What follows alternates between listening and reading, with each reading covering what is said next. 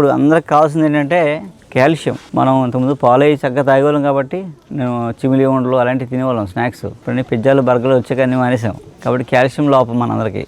అలా కాకుండా మనకి ఎక్కువ కాల్షియం ఉన్న మొక్క కూరగా వండుకునేది నల్లేరు. జనరల్గా అందరూ వాడుకోదగింది 4 పలక నల్లేరు మాత్రమే అందరికీ పనికొచ్చేది. సేఫ్గా వాడుకునేది నల్లేరు. ఇలా మన ఎముకల్లా ఉంటుంది, హస్తిజింహ అని పిలుస్తారు. అంటే ఎముకలకి హితకరమైందని. ఇలా మన ఎముకల్లాగే ఉంటుంది, జాయింట్లు కానీ మన కీళ్ళలాగే. ఇక లేత ఇదొకటి 2 3 ఇక్కడ దాకానే పనిచేస్తుంది.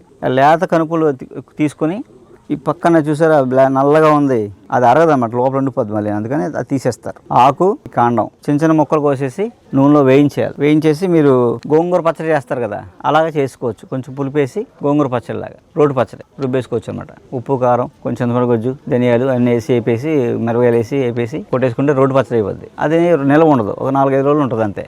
అదే దాన్ని నిల్వ పచ్చడి, గోంగూర నిల్వ పచ్చడి పెడతాం కదా, బాగా వేయించి తాలింపు పెడతాం, అది నిల్వ ఉంటుంది. 1-2 సంవత్సరాలు ఉంటుంది గోంగూర పచ్చడి, నిల్వ పచ్చడి ఉంటుంది. అలా నిల్వ పచ్చడి కూడా చేసుకోవచ్చు. రుచి అసలు ఏ పచ్చడి సరిపోద్ది దీనికి. ఏ పచ్చడి దీని రుచిగా ఉండదండి, ఒకసారి తినాలంటే వదిలిపెట్టరు. ఇది ఫస్ట్ ముద్దలో అన్నంలో రోజు తిన్నాం అనుకోండి, ఎముకలు బలంగా ఉంటాయి, మోషన్ ఫ్రీగా అవుతుంది, పైల్స్ కంప్లైంట్ రాదు. పిల్లలు బాగా ఎదుగుతారు అన్నమాట. అలాంటి కాల్షియం లోపంగా లేకుండా ఉంటుంది.